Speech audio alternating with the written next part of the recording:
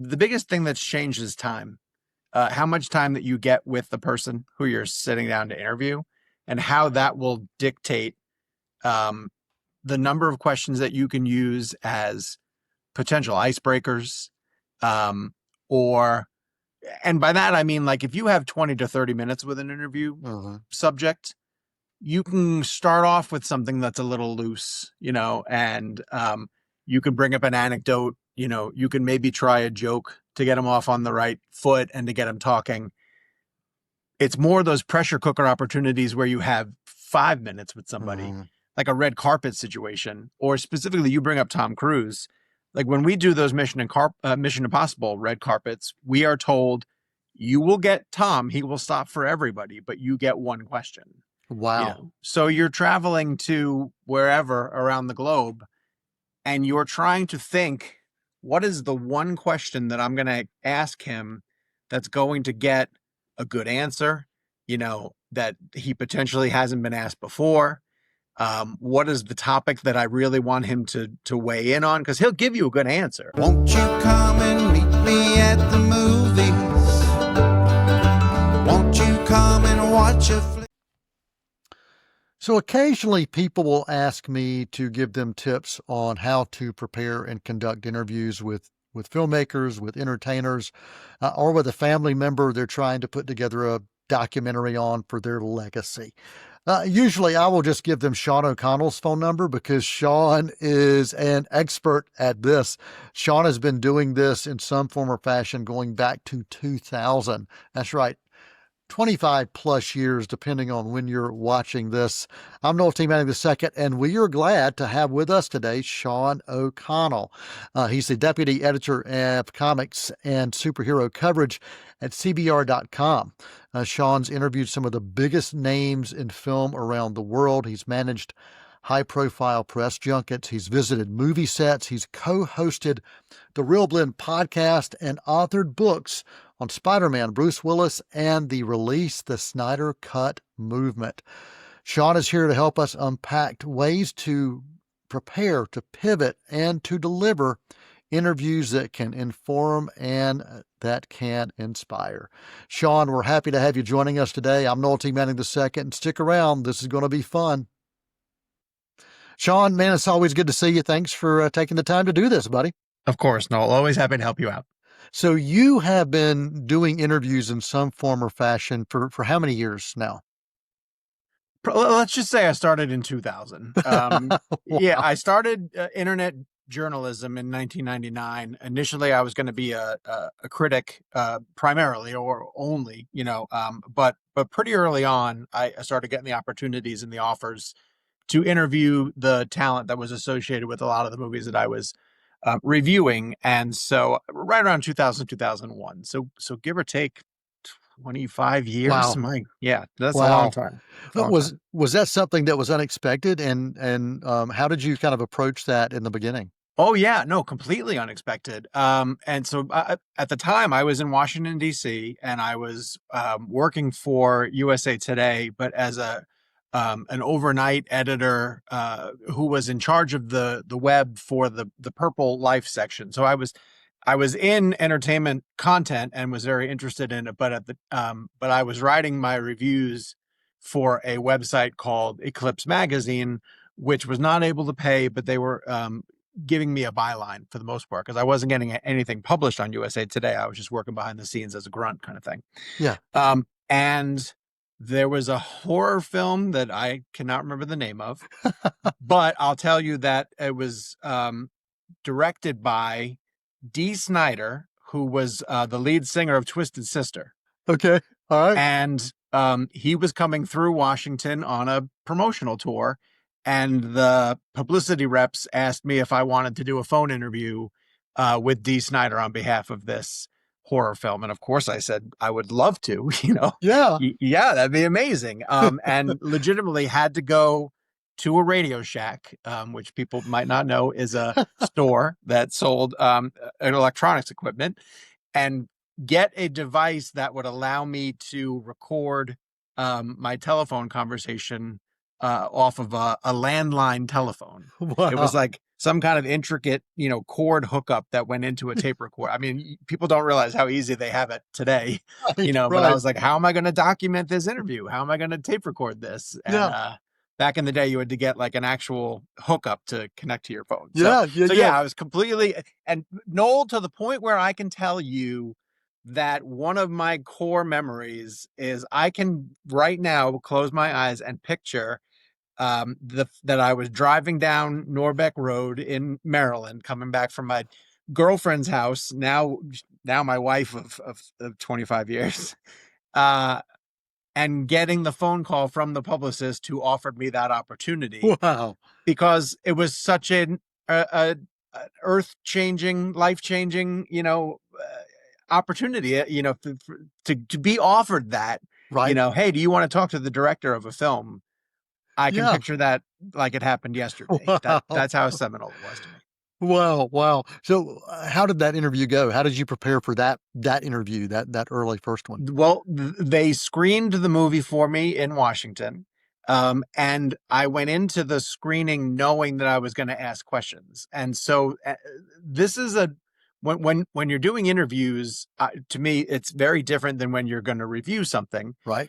And this is the job of a professional film journalist, is that because people ask a lot of times, like, are you able to just sit back and enjoy a movie? And you can, but you're never really able to turn off that element where you're thinking about the piece that you're going to write afterwards. What is my intro going to be? Is Right. this how I want to get into it? Or you're asking yourself a question, what is this movie trying to do? Is it accomplishing it? Is it successfully? And if you're doing an interview for it, that's all you're really watching it for. Like, Yeah. oh, this element was interesting. I want to ask about how they filmed that. Oh, Right. this was different. I didn't expect that. Let me ask them what their motivation was behind it. So I know I went into that screening with the mindset of, I'm going to come up with questions. And so, part of the job, I feel, is you're always working, even when you're watching the movie, you're working it from a different angle.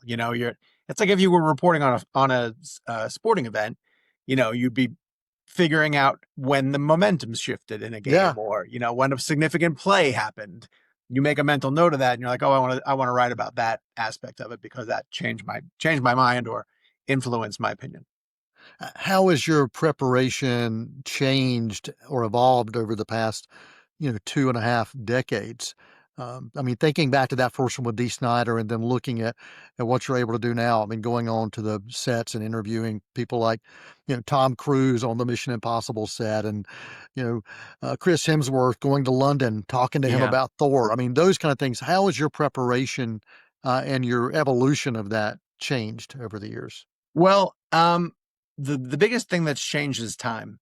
How much time that you get with the person who you're sitting down to interview, and how that will dictate um, the number of questions that you can use as potential icebreakers, um, or, and by that I mean, like, if you have 20 to 30 minutes with an interview Uh-huh. subject, you can start off with something that's a little loose, and you can bring up an anecdote, you can maybe try a joke to get them off on the right foot and to get them talking. It's more those pressure cooker opportunities where you have 5 minutes with somebody, Mhm. like a red carpet situation, or specifically you bring up Tom Cruise.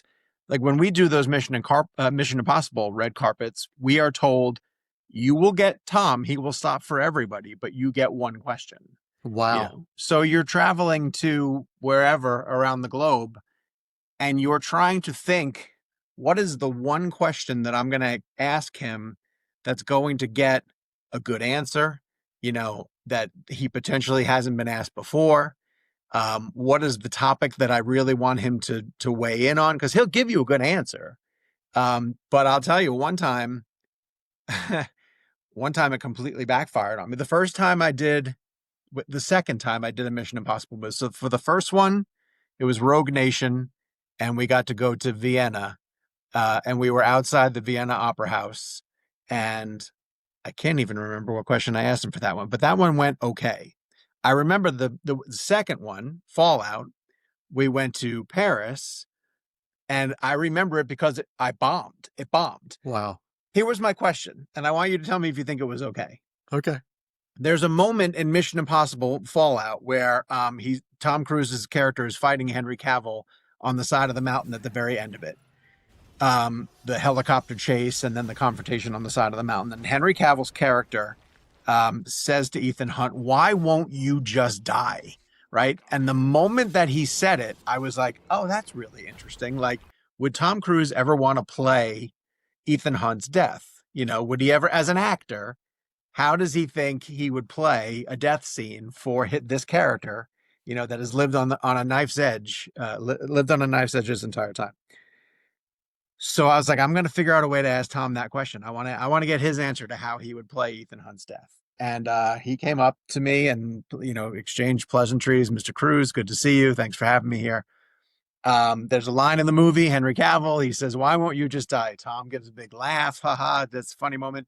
I said, "But have you ever thought how, you know, would you want to play Ethan Hunt's death? How would you play that?" And he looked at me and he goes, "No." And and then it was just silent. Wow. And I was like, what? And then he kind of saved me a little bit. And that he was like, "I just don't think that character should die. Like, you know, Wow. I don't think we want to see him die on screen," sort of thing. Wow. And then in the moment, I very quickly had to be like, well, that's not a big enough answer. I can't go back home with this. Right. Let me quick pull another one out of my bag. And I, again, don't even really remember what I had, but all I can remember and hear is him giving me a one-word no, Wow. you know, answer, and me just being like, you know, at the plate in the World Series and just took a big swing and a whiff. Wow. It was like, wow. oh boy. So, you know, Wow. every single situation is different, and you had to be prepared in that moment to react to what you're going to get. Well, no, I think that's a great question. I mean, we saw what happened with James Bond. We saw, you know, Bond face the end, and Of so course. I think a valid, definitely a valid question. Wow. Well, you know, you succeeded because no one probably had ever asked that question before. So, He seemed stunned by it. Like, he actually seemed, he was like, no, like, why would I ever want to play Ethan Hunt's death? And then I felt stupid, you know, then I was like, oh man, you never want to play that. Okay. All right. well, and I'm sure that was not his intent. I think you just really No. caught, you Yeah. caught him off guard. I caught him off guard. So, you know, when you're doing the longer form interviews, and you've done the 20, 30 minutes, but you've done some incredibly long interviews when you were doing the podcast, Yeah. ReelBlend, and talk about the prep time for those compared to, like, I know you and your guys put together questions, but I know that there's a very much an organic flow that Yeah. comes from this. And so, Mhm. so talk about that aspect of allowing it to be research prepared, but also allowing the conversation to actually unfold organically. So for anyone who's listening to this, the movie itself is like 1/4 of the preparation, you know. And then we on the podcast. So I had a podcast named ReelBlend with two of my really close friends, Kevin McCarthy and Jake Hamilton. And the three of us did this show for 6 years. And over the course of that 6 years, we interviewed several directors long form. But what Jake and Kevin and I realized is that all three of us approached the topic and the subject matter from completely different angles. Kevin McCarthy, who people might know from his online stuff, is very technical and is into the cinematography and the lens choices and the cameras and all that jazz. I would take an angle a lot of times as the only parent of the three of us, you know, who I have two boys, and would think about a lot of material from the perspective of a father or a family man or something like that.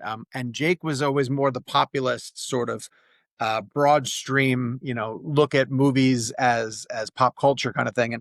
And so we would entertain directors by coming at it from these different angles. But we spent a lot of time after we saw the movie sitting down together as the three of us and really figuring out who was going to ask what, in what order we were going to ask. And a lot of times, and you could do this in any field, you are almost projecting ahead to what your answer is going to be, right? Mhm. Like, okay, if I ask this, they're probably going to say a version of that. And then that way, that's going to set up this next question where then Jake is going to ask about fill in the blank. And that might go, and then, but then you'd also in your preparation be like, okay, but what if they go this direction? Then we're prepared to go, okay, then Kevin, then you come in with your thing here. Mm. And so it's not that you're answering for them, but you're almost visualizing the way that the conversation is going to go anyway.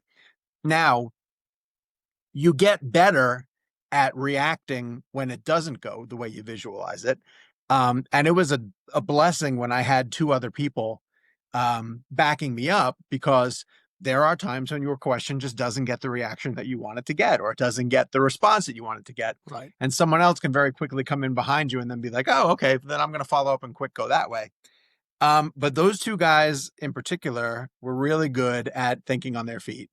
Yeah. And the three of us had plenty of experiences where interviews did not go the way that we planned them. And we would spend hours sitting down beforehand to Wow. map out, how we thought for an hour-long interview, for a 90-minute interview, there's a lot of things that we did ahead of time to kind of prepare. But visualizing what you think your answer is going to be is a big way to sort of map out.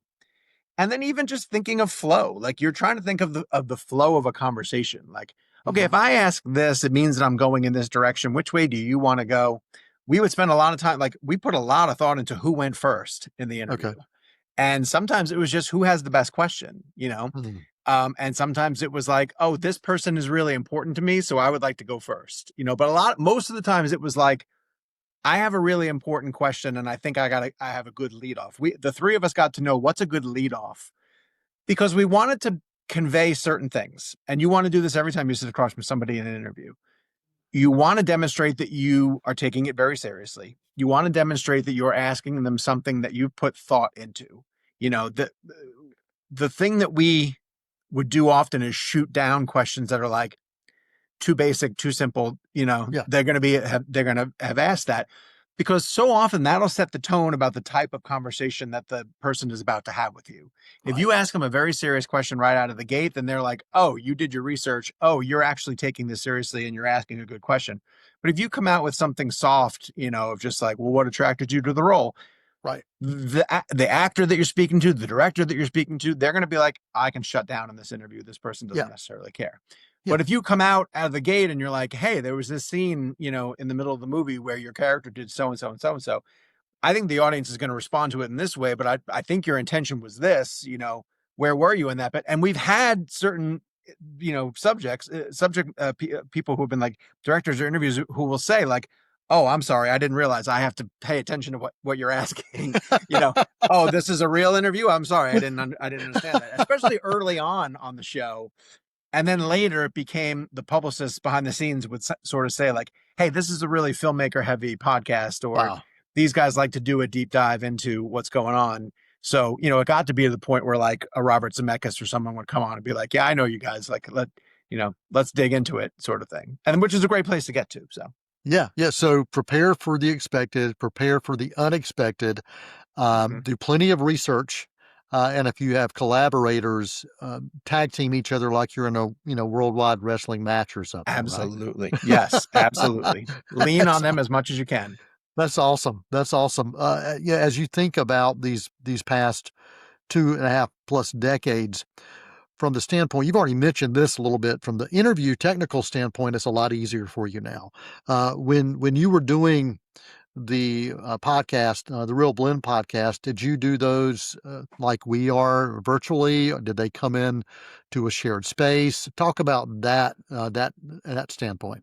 So initially we launched the podcast during COVID, and it became a way for us. Well, no, I'm sorry. Actually, we started it before COVID, because I remember so we had started it a little bit before COVID. And I remember we were in New York City for the Quiet Place junket. So initially we would go to junkets in other locations. So junkets are like press events where the press get flown to New York or Los Angeles or another city potentially to sit down one-on-one with the talent for the film. And I'll use this as an example because it was the last one that we did before COVID shut everything down. It was for A Quiet Place Part 2. And we interviewed the cast individually. And then John Krasinski came on ReelBlend, and the three of us sat around a table that had been mic'd, and we did 30 minutes with him. And then the movie was delayed for a full year before it came out, because the theaters closed and everything like that happened. During COVID, the internet or the junket process went online, and studios started to figure out how to use Zoom to do interviews. And we figured out how to use Zoom to keep the podcast afloat, essentially. And some of them were structured in that they were part of a press day. And some of them were us leaning on some friends who we knew in the industry. Ben Schwartz, who's a comedian, came on to talk about, a film that he had, and he took us around his house and just showed us, props from the movies that he had done over the years. Wow. And we got Michael Shannon come on and from his kitchen, essentially, and talk about the movie that he was promoting, and then just, stay on the line and shoot the breeze for a while. So it was a lot more laid back. But then we had other experiences where one time we went to Kevin Smith's house and interviewed him about Clerks 3. And one time we got to go to Quentin Tarantino's theater to record a live podcast with him at the New Beverly.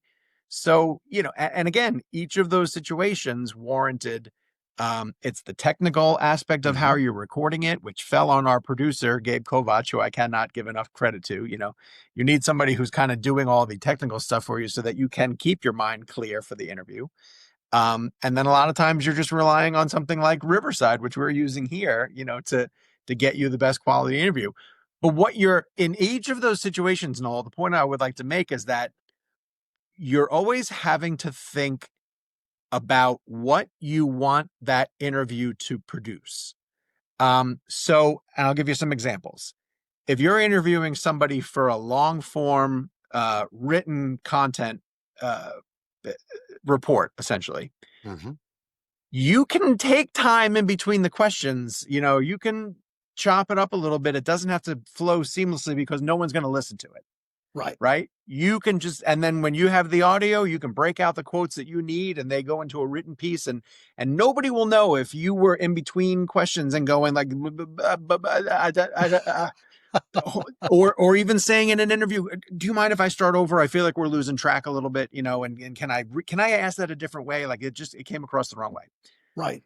If the interview you're doing is because you want to get quick sound bites, that are going to be quick reels, like you should always be thinking, what is this interview for? Okay. Then you can be quick, and you can even think of it and say like, all right, well, they're not going to hear me. They're only going to hear the answer. Right. So I'm going to phrase it in a way where I just say like, hey, look, I know there's been a lot of rumors about Quiet Place 3, but can you tell me, is that actually going to happen, sort of thing? Like, it doesn't have to be very professional. You can just, all I want to get is your answer out of you. Right. And then see if this is a long form conversation where they're going to hear the entire thing. That means you're on the whole time. So everything that you're doing is going to be heard and potentially scrutinized. And then you have to be like, okay, I'm going to think out my questions. I'm going to make them super professional and concise. And when the person I'm speaking to is speaking back, I'm not going to trip over them. I want their answer to come across clear. Each of those different experiences are born from what you want to get out of your interview. So all of that has to be thought out in advance if you're pulling it off as well, too. Have you ever had any of those moments, either an interview as a whole or a segment of an interview, or maybe even just a soundbite that just exploded and people kept going back to oh, you got to check this out. You got to check this out. Any of those stand out to you over the years? We interviewed Christopher Nolan for Oppenheimer. And it was one of the only long form interviews that he gave during that press day in particular. And because it was the new Nolan, so we interviewed him in July when the film was coming out. It went on to have this incredible run through the Oscar season, which kept it very front and center through March of the following year, you have to remember. So then by that point, he had talked to 1 million people, but this was very early on. This is July when the film is just coming out. So as that movie, we interviewed him about 2 weeks before the movie opened. We went up to, so the three of us got to go to New York City for the Oppenheimer press junket. We got to see the film the night before in 70 millimeter IMAX at the Lincoln Square, which is one of the few 70 millimeter IMAX theaters up and down the East Coast. It was calibrated by a guy named David Keeley, who works for IMAX, who is Nolan's guy. Like anytime Nolan would want to run through some of his films through projectors, he gets David Keeley to come to wherever Nolan happens to be. So it was like one of the best possible presentations you can get. And then the following day, we got 20 minutes with Nolan to talk about Oppenheimer. And again, because it was one of the only long form ones on camera, that interview went nuts. It just did gangbusters. And it also, I like to take a lot of pride in that one because I feel like we humanized Nolan in a way that, like, because we're three film nerds, you know, who were sitting across from who is ultimately, he's just another film nerd, you know, he's just someone who's been able to be successful on a level that none of us will ever understand. But we talked to him about like Ridley Scott and Stanley Kubrick and you know, him growing up on VHS tapes and you know all this stuff that he probably did, and so he loosened up really, you know, got casual and it ended up being a really good conversation. So that one did really well for us. We also we got Joaquin Phoenix to come on the show for the first Joker movie. And Joaquin notoriously doesn't do a lot of press. And he agreed to do our podcast for some reason. I have no idea why. And it was really, so this is a great example of be prepared for what might happen, because we had 30 minutes with him. He agreed to do it as long as it was off camera, right? So for this one, it was going to be audio only. I think I can count on two hands the number of people who over the 6 years asked us to do audio only. And for most of the people, we would push back and be like, no, we need a video aspect of it. But for Joaquin, for Christopher Nolan, the first time we got him, it was for Tenet, and he came on with John David Washington that he didn't want to do it on camera. I'm trying to think of some other examples. Well, Joaquin stands out. He's the one. Tarantino. We've done Tarantino a couple of times, and he never really wanted to be on camera. So we asked Joaquin the first question, and I don't even remember what it was. I want to say that Jake went first and asked him a question about his preparation to play Joker. And Joaquin leans over to us and he goes, this is the last question, right? And Jake goes, Jake, again, thank God Jake is as quick as you can be. And he goes, oh, yeah, Joaquin, we'll get you out of here after this one. Like, don't worry about it, kind of thing. And then Joaquin knew, like, oh, I can be funny. You know, I can be funny. They're going to be funny back. So then Kevin asks the second question, and then Joaquin goes, well, I thought that was the last question. And then Kevin goes, oh, no, Joaquin, you know, just, let me slip in one more kind of thing. So he gives an answer. He gives a legit answer. And then like, it comes to me, I'm third. And I go, well, I don't even know if I should ask this question. And Joaquin goes, go ahead, I'll allow it, sort of thing. But then by the three questions, he had understood that like, oh, these guys are prepped and they're serious. And so then he let his guard down and, you know, went along with the interview and had a really good time. And when it ended, he stood up, he was leaving the room, he turned around and he goes to us, and we quote this to ourselves multiple times. He goes, this was, dare I say, fun? Like with a question mark on it at the end. And then he went out into the hallway and his team. So immediately the three of us are just like, oh my God, that was the weirdest thing that ever happened. What was that? And his team comes in and immediately goes, like, his team of publicists, and they're all like, what did you guys do? And we were like, well, I don't know. What are you talking about? And they were like, he loved it. Like, he had such a good time. Wow. And he went across the hall to Todd Phillips, the director of Joker, who we were not supposed to get that day at all. And he said to Todd, you got to go talk to those guys. They're great. They know what they're doing. And so Todd got added. So Todd got added to our day at the end of the day. And so in that moment, from the time Joaquin left until Todd Phillips came into our room, we had X amount of time to just be like, all right, what are we going to ask Todd Phillips? And the three of us had to come up with questions on the fly and interview Todd at the end of that day. So, So how did that go? Pretty good, pretty rushed. Yeah. He didn't give us the full, I think he gave us like 10 minutes kind of thing. Yeah. And we just hit him with a couple of things that we could think of. But I Yeah. mean, nothing was gonna top Joaquin at that point. So Wow. yeah, Wow. Well, crazy. so many names that you taught about. Had some great stories that you shared. What would you say if you think back over this time? And this is like picking out one of your favorite children. I know you can't do it. I can't do it either. But is there one that you think back and you're like, I'm so glad that I got a chance, or that we got a chance to do that interview. I will never forget that one. I will never forget that one. Yeah, I mean, if I had to, and I'm not trying to turn this into a name dropping thing. Honestly, I'm asking you to. yeah. Well, we were lucky enough to get Tom Hanks to come on the show a couple of times. And by we got him 3 times. We got him for, um, the first time was for Elvis. The second time was for A Man Called Otto. Mhm. And I'm trying to think of the third time. But he's another guy who he respected the questions that we asked, right? And the first time was in person, and it was in Memphis. They did the Elvis junket at Graceland.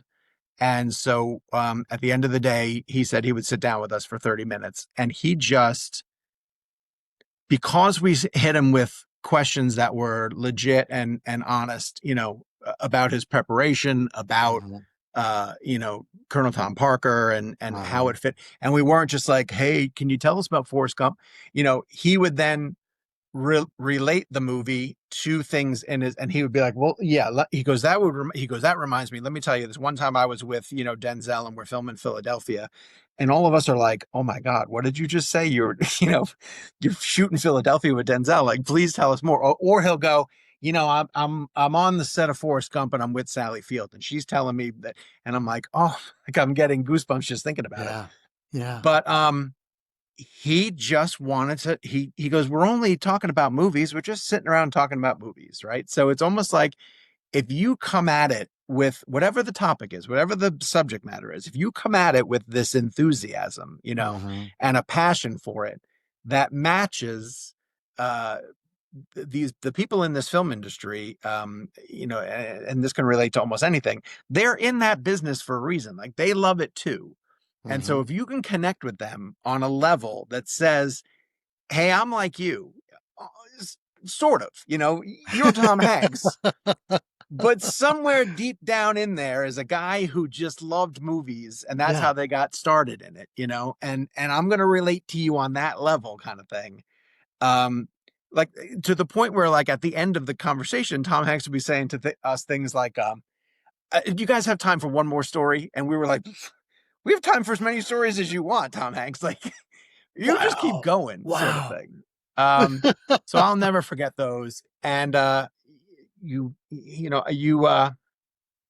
show you this. And this is, honestly, this is on my desk only because I'm getting a frame for it. I'm due to get a frame for it, and it's been sitting on my desk for a little while. But this is a letter that I got from Tom Hanks, where he says, he sent a typewritten letter where he essentially says, as Sean, as long as you keep your chipper self. Here, I guess this is coming from Tom Hanks, so this is pretty educational.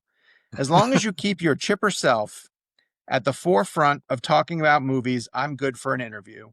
Wow. Uh, you and those other two knuckleheads uh, are good for the soul when it comes to a day of press junket, celebrity mule train.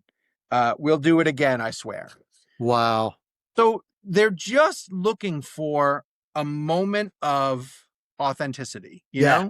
a moment of human connection, so that you're not sitting down in the chair across from them and asking some question that you don't care about. Yeah. If you put the thought, and this is any subject, if you put the thought into the question, and more often than not, I'll ask myself, like, do I even want the answer to this question? Why am I asking this? If it's a question that you genuinely want the answer to, then it's Mhm. probably going to provoke a better response from the person that you're interviewing. Wow. So how do you get past that first layer where most people would ask that question? You mentioned this earlier when you're talking to a director or to an actor or a writer. that softball question, and I've had to ask this based on what an editor wanted me to ask, or an assignment editor said you need to ask this question. What drew you to this role? Yeah, they've had to answer that a bazillion times. Mm-hmm. I hate to ask it, but sometimes I have to.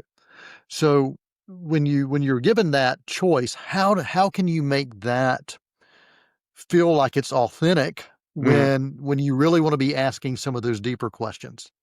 If you're being forced to ask it, first off, I'd say try to get yourself into a situation where no one's forcing you to ask good that good. question. I got you. Right? Try to get out of that situation, because that person the person who's telling you to do that doesn't necessarily care about the content that you're bringing back to them. They just want the soundbite kind of thing. Right. But if you have to ask it, it's on you to reframe it in a way that's more interesting. Okay. It's up to you to say, okay, so if someone's playing a baseball player, in a baseball movie, and your editor says to you, I want you to ask them what attracted them to this role, and then you flip it and you just say, like, boy, I grew up on The Natural, and The Sandlot, and they each approach baseball from completely different ways of, completely different backgrounds. Like, one is a professional player, one is kids on a field, in the summertime. When you were watching those movies, when you were growing up on those films, is there a type of baseball film that you preferred? Did you like someone who showed it from the dugout? Did you like someone who liked it from the stands? Was there a performance, like, I can't not think about Tom Hanks in A League of Their Own. Was there a performance from a baseball movie that really stood out to you for some reason? Did you want to mirror that? Did you want to avoid any of the things that they did? Think of a different way into it, Yes. Think of a different way that's maybe personal to you, that might be personal to them. There's a way to ask everything that comes in from the left instead of coming in from the right. And it just takes 5 minutes of your time to be like, okay, this is the question that I have to ask, but I clearly can't ask it this way. Right. So what's a different way that I can ask it? That I can maybe get to the answer. Jake Hamilton is, again, great at doing this, of being like, okay, well, this is the answer that they want to give me. So how am I going to get the answer that I want instead? Ooh. And sometimes that happens where you get an actor, and this is a lot of the reason why we like talking to directors more, because a director will give you a more thoughtful answer. There are plenty of people who come into an interview and they have memorized their 5 talking points, and you're only going to get those 5 talking points out of them, and it doesn't matter what you ask. They're going to come back around to, like, I could be like, what's your favorite color? And they'll be like, well, the color is something that we think about from the environment, and the environment is meant to be. And you're just like, no, that's not what I asked. But that was what they had memorized to tell you about. And it's like, and you over time become very familiar with that, where you're just like, oh, I didn't ask you that, but you're going to give me that answer anyway, sort of thing. So be prepared that is going to happen sometimes. And with an actor in particular, they're paid to promote the film. They're there to keep everything focused on the work at hand, and this is what they're going to discuss. And especially if it's somebody who has, like, not even a checkered past, but like a colorful outside personality. They want to dodge questions, and you get told all the time going into a celebrity interview, like, no personal questions. Right. But sometimes it's really hard to avoid. There are a lot of times when you're like, how do I not ask about, because even the movie is directly speaking to. There was a time where a guy got in trouble for asking Robert Downey Jr. about his drug and alcohol use, and he was promoting a Marvel movie. And the guy was out of line, but there have been other times when Downey's promoting a movie that has to do with, like, substance abuse or something like that, where you genuinely want to say to him, like, wow, it must be, you have this deep well of stuff that you can draw from, how do you not? And when I talk about you visualizing how the answer is going to go, a lot of times you'll ask the question, like, is it worth asking that question? Like, is it worth potentially souring the mood of the room that you're going to be sitting in?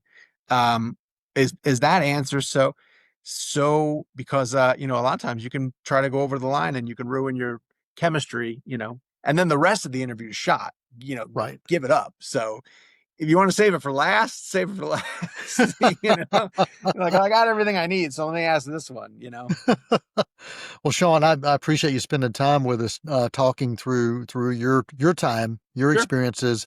I'd love for you to share a little more about greatest lessons that you've learned as it relates to interviewing and how that ties into public speaking, entering into dialogue with people, having genuine, authentic engagement with people. Talk about some of those things if you would, because I'd love for the public speaking students or anybody out there that's interested in doing interviews to know more about that from your experience.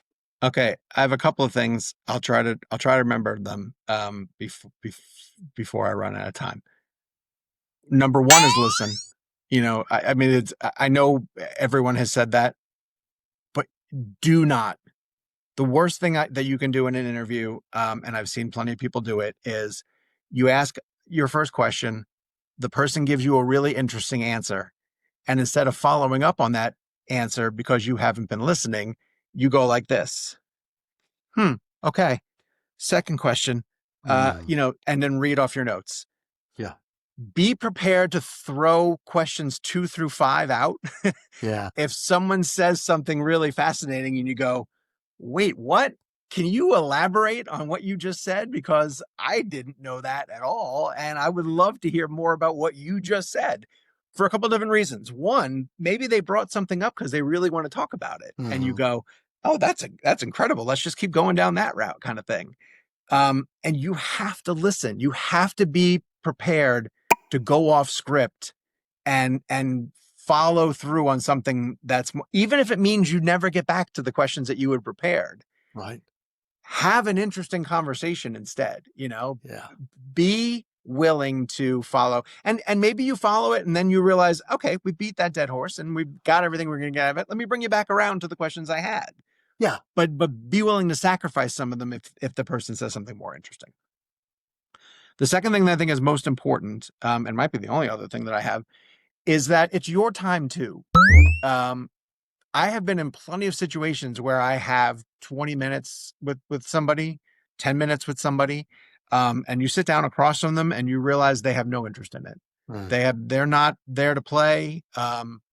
They are obligated to be there, and they're going to give you 1 or 2 word answers. And someone told me this a long time ago, and I've held on to it and I've used it, not a lot, but I've used it every once in a while, where I'm 5 minutes into a 10 or 15 minute interview and I'm getting nothing from the person. And I go, all right, thanks so much for your time. I really appreciate it. And I get myself out of there. Yeah. Because that's your time. And you don't have to fill the time that you've been given if the other person's not willing to play along. So don't feel obligated to, I got to fill space. You get what you can and then you get out of there, sort of thing. But at the same time, be respectful of the time for this reason.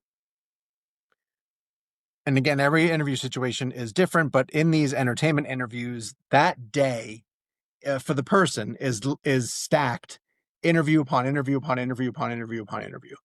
And for every 30 seconds to a minute that you go over your designated time, you are cutting into everyone else's time. So to be respectful of the person that you're interviewing and all of your colleagues, be mindful of your time.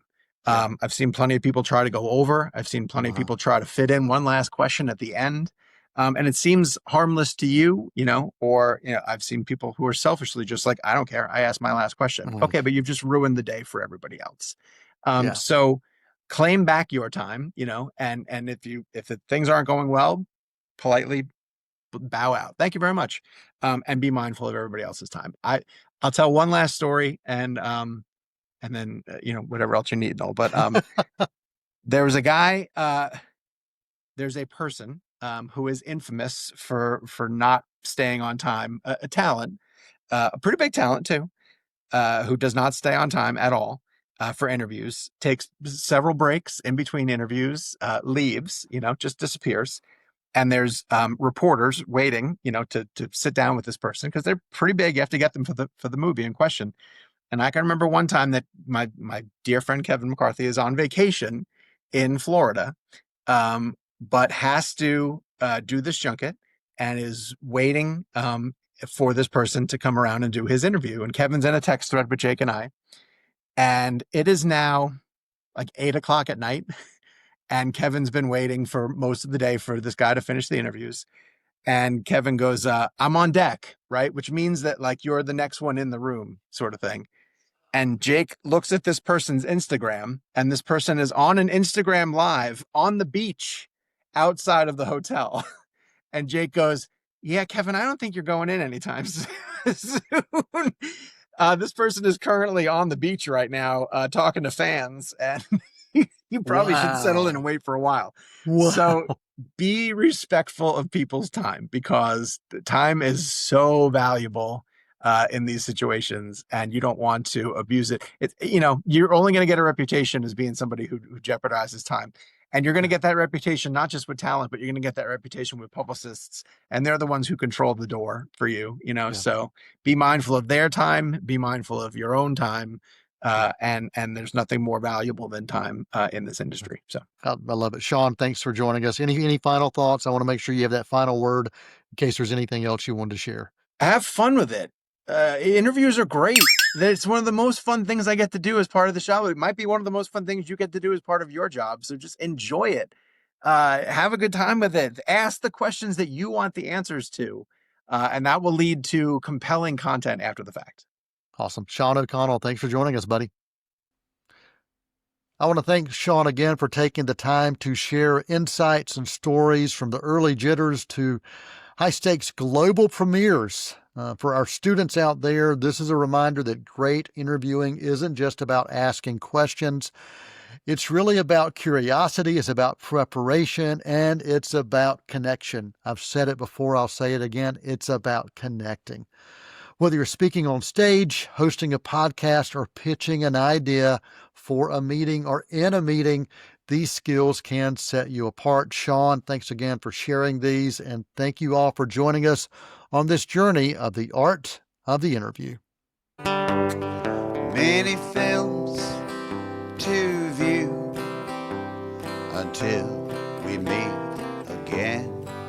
Next time we see you, we'll gladly fill you in.